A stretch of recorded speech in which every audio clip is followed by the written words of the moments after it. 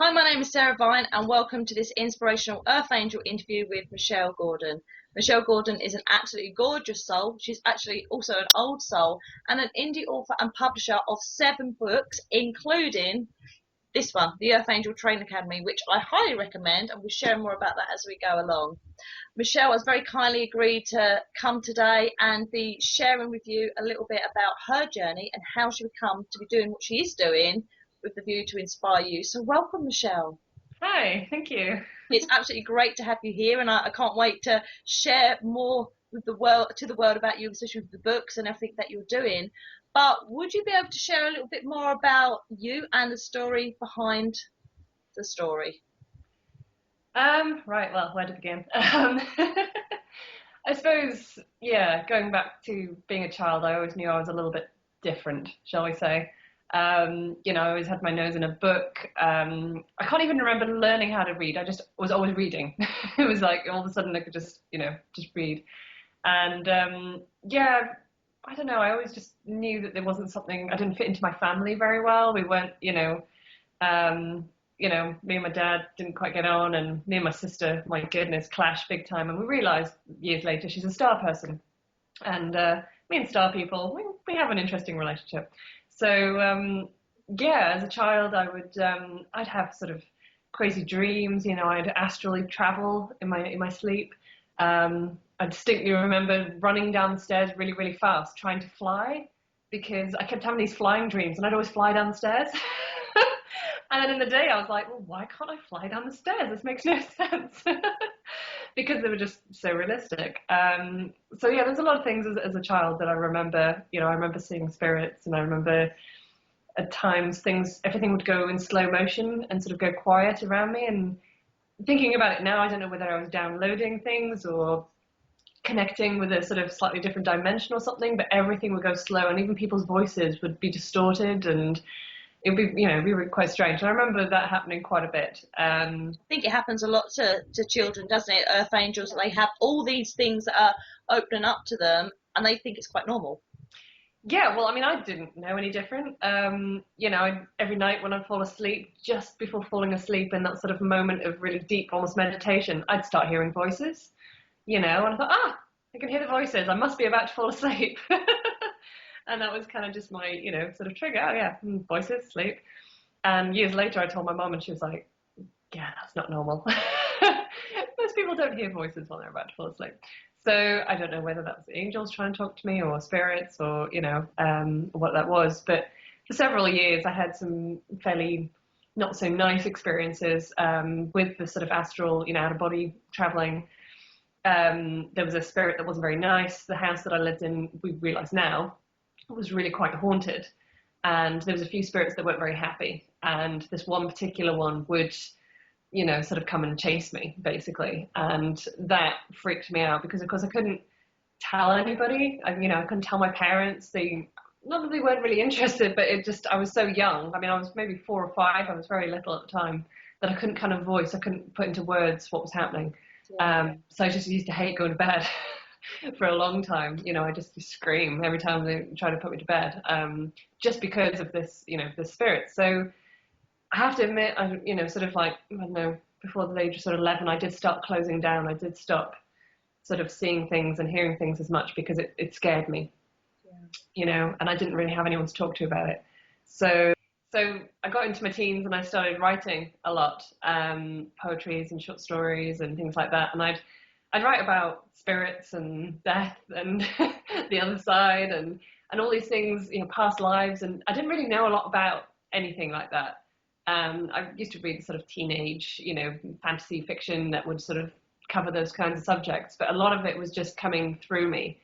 And a lot of it was, I remember one poem in particular was about having regrets, like after dying. And it was really, sort of powerful, because it's just like, it was this sort of feeling of, I didn't do everything that I was supposed to do.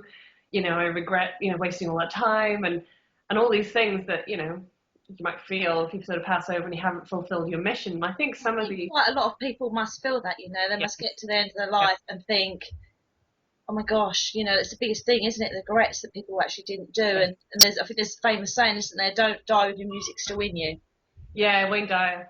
Yeah, I love that. Yeah, because it's, yeah, and I think writing that, I don't know if that was partly the Earth Angel thing, because I know around that time I did feel a lot of overwhelm. It was a lot of, I know I'm here for a reason, and I What feel is too. it?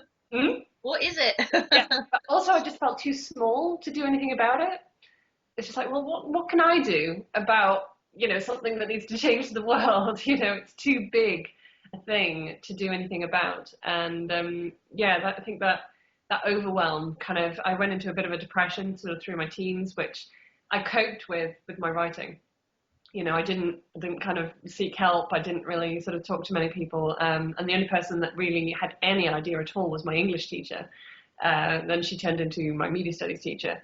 And she would read my poetry and she'd read my stories and she'd give me feedback and she encouraged me, which, was a huge thing. I mean, I actually saw her about 3 years after I left school, so I was 19, and I was working, doing some admin in a school, and she'd moved to another school and she was working there. And I didn't know she was there. And I was working away and I heard this voice and I thought, I recognize that voice. And we started chatting and she said, I still have your projects and I use them as examples in class. So I thought that was quite an It's really encouraging. lovely, and it's so nice to have someone. I think we all need to have someone who Yeah. just believes in us and encourages us, Yes. Yeah. especially when we, as Earth Angels, we have these gifts. Yeah. And most people are just like, it's not normal, and we go within ourselves and we keep ourselves to ourselves. You just need one person to say, I believe in you. Yeah. And Definitely. how, she's like your guardian angel at that time. She was, because there was a couple of stories that I wrote were particularly dark.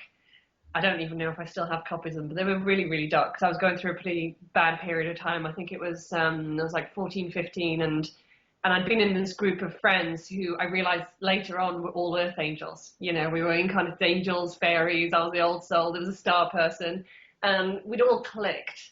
We all had similar interests. We all wrote, and we all had this sort of interests. And yeah, I basically had a bit of a run-in with the star person. And she kind of ousted me out of the group. And I think going from that place of belonging and feeling like I fit in for like the first time ever, Yeah. and then pushed out of that was kind of my lowest point, I think. Especially when you're a teenager as well. Yeah, That's yeah, because we're experiencing so much and learning and growing so much at that time, and to be so alone, and must have been quite, I can understand why it's been such a dark it time was, for yeah, you. it was a pretty sort of dark thing. And the only way I could cope with it, like I said, was my writing. And I wrote this short story that was pretty dark. And I remember giving it to my teacher, and she kind of sort of came up to me. She was like, "Are you sure you're okay?" Because she could tell through it that. But that was how I coped with it, by writing these things and expressing that pain. I could cope with it, and I could keep going. So yeah, so that was interesting. I mean, things moved on, and the incarnated fairy from that group, we still friends to this day. We kind of then went on to another group of friends, and so things kind of moved on from there. But from, well, when I was 15, 16, I wrote my first sort of long story, if you like, which was the novella heaven.com. And that that had an interesting story in itself, because I mean, I wrote that sort of at that age. And my dad, who again I didn't get on with very well until I was in my 20s. We get on okay now, but then it was just, it was not good. But we always connected on my writing. He encouraged my writing. There was something, we did click on that writing and photography, because he used to be a photographer, and I went into that for a while. And I remember it was quite in the early days of mobile phones, but I had a mobile phone when I was 15, which is, fairly, rare really back then, but I'd saved up and I got this mobile phone. And I remember I was doing something after school. So I was about 15 and my phone went, which was again unusual because not many people rang mobiles, it was too expensive. And it was my dad calling me from Italy on my mobile phone. So I was just shocked, because I was like, Oh, why are you calling from Italy? Because he worked in Italy sort of every week as part of his job. And he'd been reading the story, and he was sat in a restaurant in Italy reading my story, crying in the restaurant.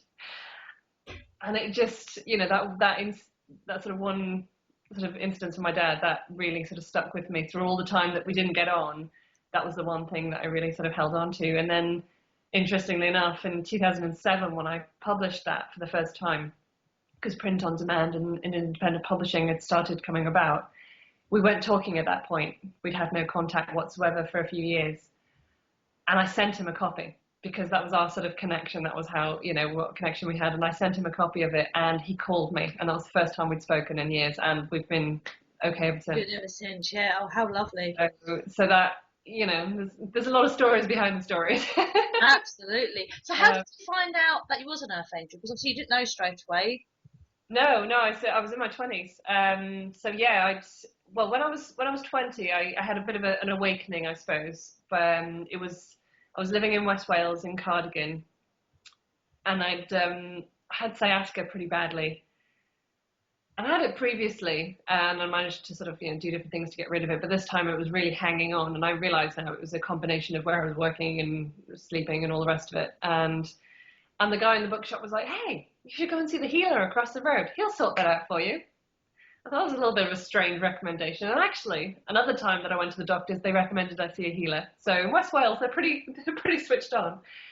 So I went to see this healer, and he was not at all what I expected from a healer at all. Because I suppose at this time I was kind of a little bit asleep and kind of knew a few new agey things, but wasn't really into anything like that.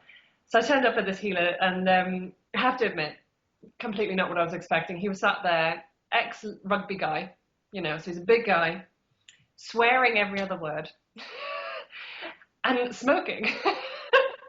Because back then you could smoke in public buildings, obviously you can't now.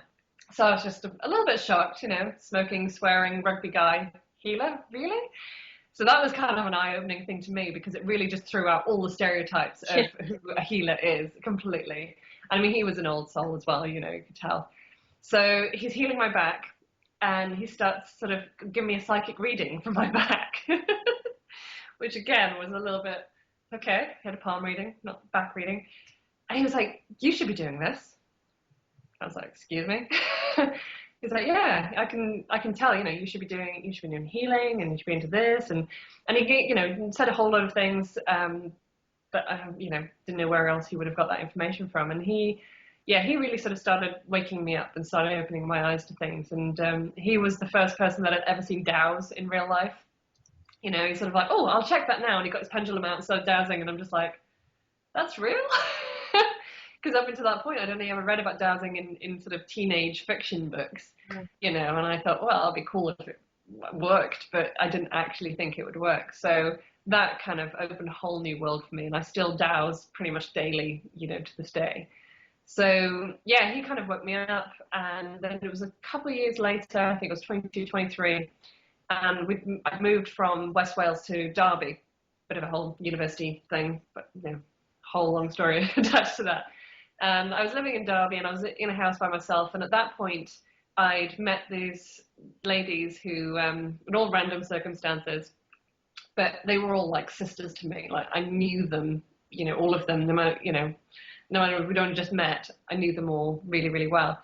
And one of them, she's still like my big sister to this day, because we just clicked so well.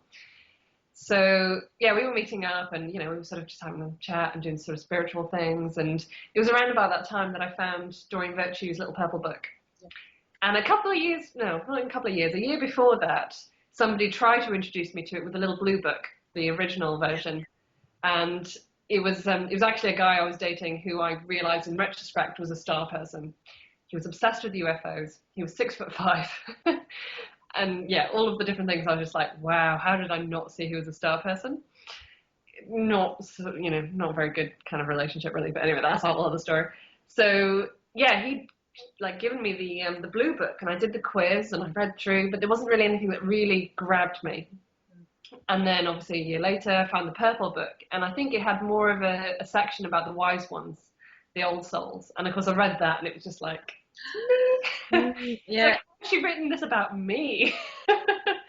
And I think that was the point where I realized, by her writing that whole section, there must be literally thousands of people who are exactly the same. And I know some people might find that kind of depressing, that we're not unique. I mean, we're all unique, but the fact that there was other people who had the same sort of background, same hopes, dreams, thoughts, feelings, it just made me feel like I wasn't alone. I wasn't the only one who was really weird. Because I think in the Wise One section it says, they've always known they didn't quite fit in. And I think that's how so many Earth Angels and Old Souls, they feel. They just keep themselves to themselves because relationships and talk to other people, they just know that they don't connect to them on that level. Yeah. But once you meet an old soul, that's it. You can talk for hours. Like the first time we met, and we were speaking for over 3 hours. And what you do when you connect with someone who's like a kindred spirit, you're home. You're not alone. Yeah, and I think that was the biggest thing for me, because especially when I read the section where it said a lot of wise ones, a lot of old souls, at quite young ages, they find everything just too overwhelming and they check out early. Yeah. Or they shut down or they check out. Yeah. And that really made me kind of feel like, wow, that's why I felt like that. Yeah. That's why I really just wanted to get the hell out of here, because I didn't understand what I was doing here. And also I think she said something along the lines of that we were asked to come back and we didn't necessarily want to or need to. And I was like, yeah, I don't think I wanted to come back. Well, I'm so glad you have, because you brought these beautiful books to the world. And I mean, when I first read this, obviously we had a chat for 3 hours. You sent me these books, this one with the awakening and the other side. I couldn't put them down. I literally started reading it. It's like, oh my gosh, there's me. I recognised myself very much in Amethyst, which I know you based on yourself. But reading the book, I literally read all 3 of them in 4 days. I had to have a break before reading the last one, the other side, so I could actually get some work done, because I was just completely absorbed in them, and I absolutely loved them. And what I love about them is the way that you've written them, that they are written as fantasy. Yeah. Because when you read any sort of self-help books, or it can be a bit heavy going, but with the stories, they're just so easy to take in, and our subconscious just allows it. But reading that, I recognised myself, and it just opened up a whole new thing of thinking, oh my gosh, every Earth Angel in the world needs to be reading these books, because it just explains so much. But how did you get the idea to write that? Some of it's a little bit hazy now, but it was, I was in New York at the time. I'd moved from Derby to New York, as you do. Mainly because I'd always wanted to live in America. I always had very, very strong connections to America. Even my accent, strangely, when I was younger, people used to think I was American, which I always found really hilarious. In 2008, I moved to America, and I was there for 10 months. While I was out there, I read a lot. The Westchester Library was amazing. It literally had like 2 aisles, I think, of like mind, body, spirit books. It was amazing. So I just, and I check out 10 books at a time. and they'd have all spiritual movies. It was the first time I watched a lot of the spiritual movies, because you could just rent the movies from the library, and and I had a lot of time. So anything that was like, free or cheap to do, I had loads of time. So I was there, reading all these books. And I started to make notes, because what I really wanted was my own academy. I always had this thing where I always wanted like my own school, my own academy. I wanted to, I've always been told that I should be a teacher. And that was something that I did actually nearly, I started to follow for a while. I started looking at teacher training and things like that. But the problem was I didn't want to teach in schools, and I didn't want to teach with the curriculum. And, I love teaching what I know, and I love, giving other people information, but put me in a formal setting, no. Unless I can control it myself, because I hated school. I absolutely hated school. It was not my favorite place to be at all. So so I started making notes about, what my academy would be like. It was the Amethyst Angel Academy, and I started making those notes, and I thought, well, if I'm never going to actually have an academy, because it was kind of a, pie in the sky kind of dream, well, I could write about one. I could create a story around one. So somehow it went from that to being set on the other side. So where that jump was, I couldn't tell you, because a lot of the ideas I get are downloaded. You just channel it as you write it, yeah. Something just, pour in. Usually when I'm doing something really boring, like washing up, or... Yeah, it's always a way, isn't it? Out, hey, that's a good idea. At any moment that's sort of meditative. I mean, I used to do a lot of my writing just before I was about to fall asleep.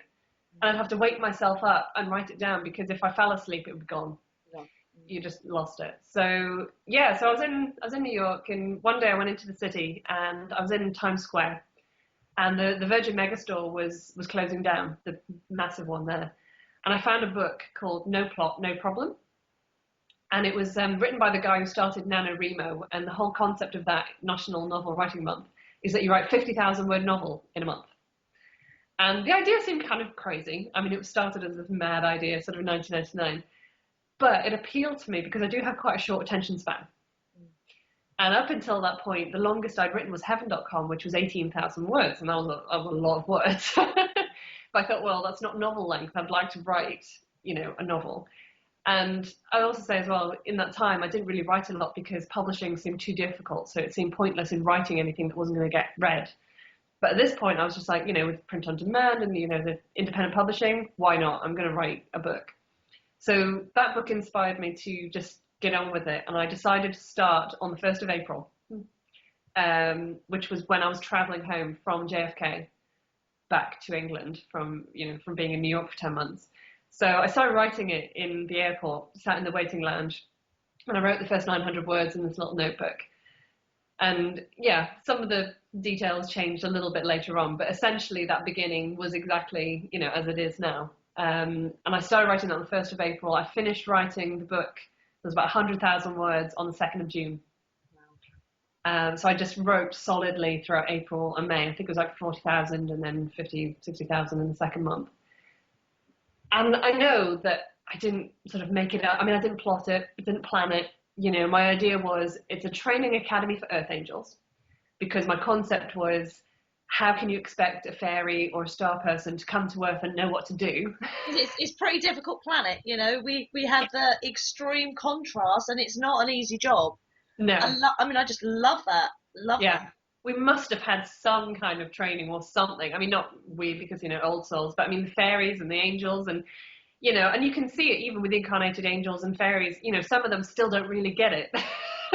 They're still acting as if they're in their own realms, because they're not really sort of doing the human thing, as it were. I mean, angels are notorious for putting everyone first and loving everyone unconditionally and forgetting that they need to look after their bodies, because in the angelic realm, they don't have to worry about that. And I love what you said in the book about when they get a human body to feel it's like. It's like, oh my God, how heavy and how dense it is, because that is obviously exactly what it's like being a human.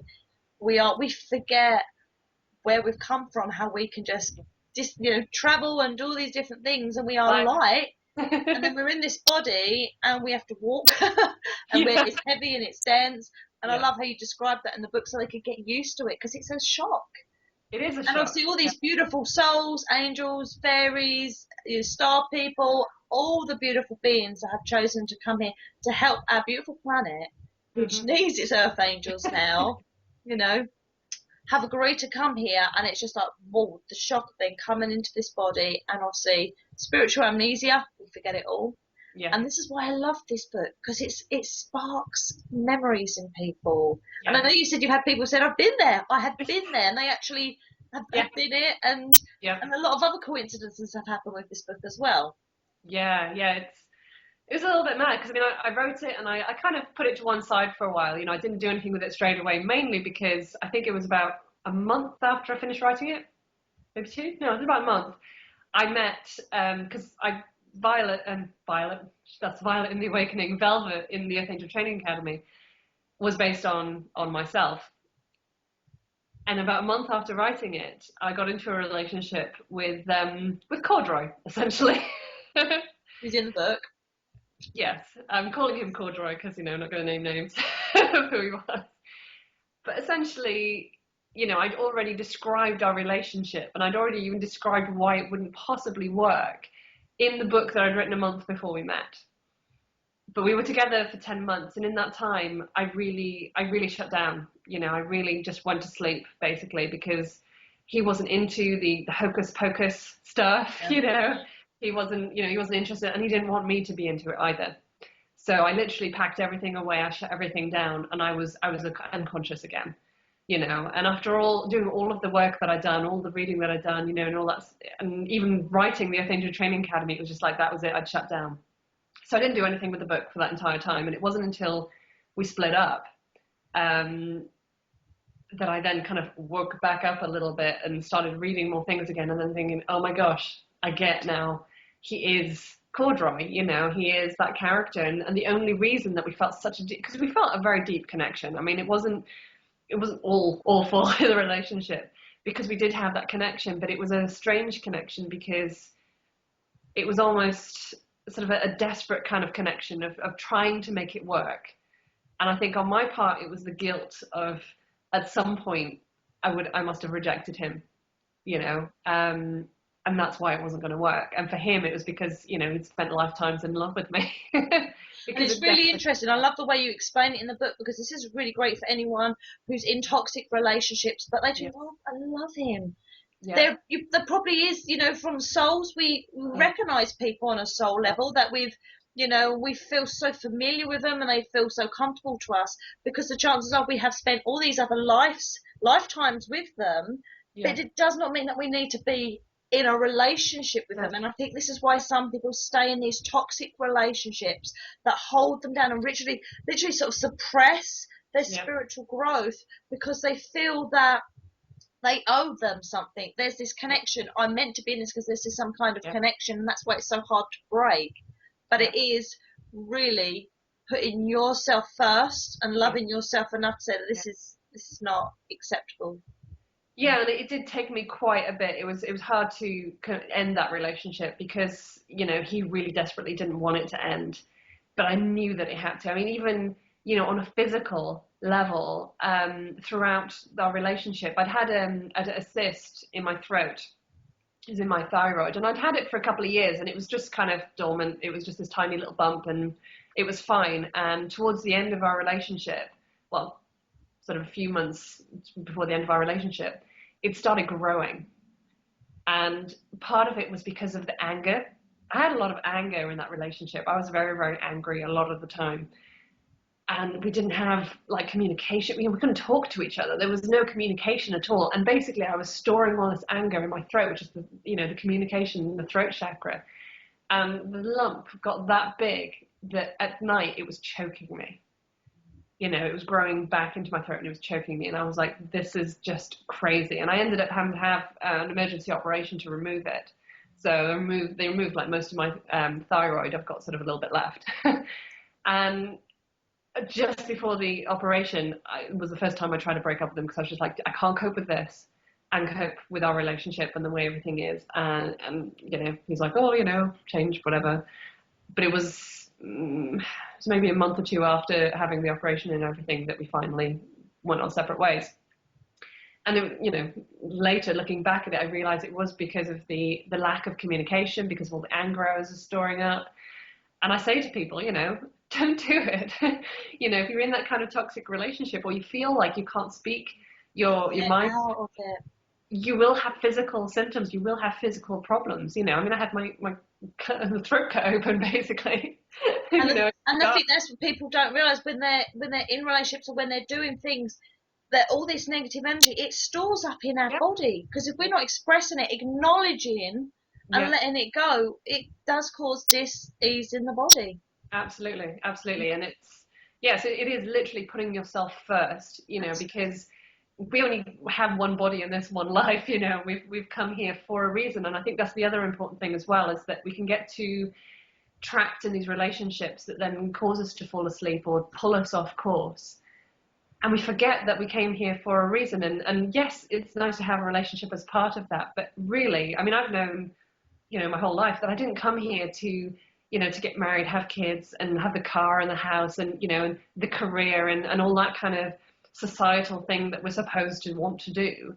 You know, I came here to make a difference, you know, and to do that through your writing and bringing out amazing gifts into the world. And I mean, I can't rave about these enough. I think every Earth Angel needs to read these books. I mean, imagine if they were films. Imagine how amazing that would be to awaken on a mass scale.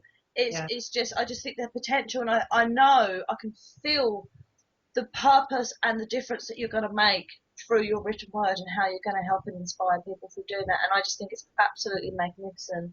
Another thing that you touch on in the books is obviously about twin flames, Yeah. And this is, you know, there's a lot of people out there that go, oh, twin flames, and you're actually with your twin flame. But Yeah. once again, it's a very interesting journey with that relationship. So could you share a little bit about that? Yeah. Well, it was only a month, maybe two, after me and Corduroy had parted ways, and after being in that kind of relationship, I decided, right, I'm going to go and have fun.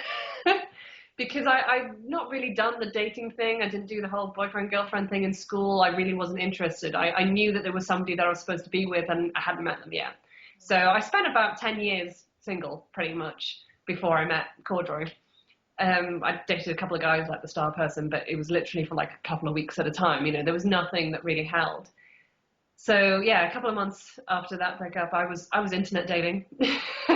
You know, I was going out on all sort of random first dates with pretty much anyone. Just because I wanted to have fun. I wanted to bring some fun into the idea of relationships, you know, because I'd just been in that dark place for too long, and it was just like, I just want to get out and I just want to meet people, and I Me just, time, have fun. yeah, because I'd been very, very encapsulated in that relationship as well, because he was a very possessive, kind of jealous person, so I couldn't talk to anybody.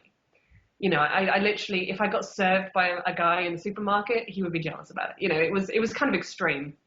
So to just go out and talk to people and, you know, do everything on my own terms, I enjoyed that. So yeah, it was John actually emailed me first on the dating site, because I have to admit, you know, you put the search terms to find people, and he was kind of out of my age range. So he was a couple of years older than what I was actually searching for. So I wouldn't have found him. He sent me an email and we met up. Um, and it was interesting because we'd only mailed a couple of times. We didn't really know much about each other. I was just like, yeah, sure, let's meet up, you know, why not? Let's have a drink. And he said that as soon as I kind of walked up and smiled, he was just like, he knew me. You know, there was something that he recognized.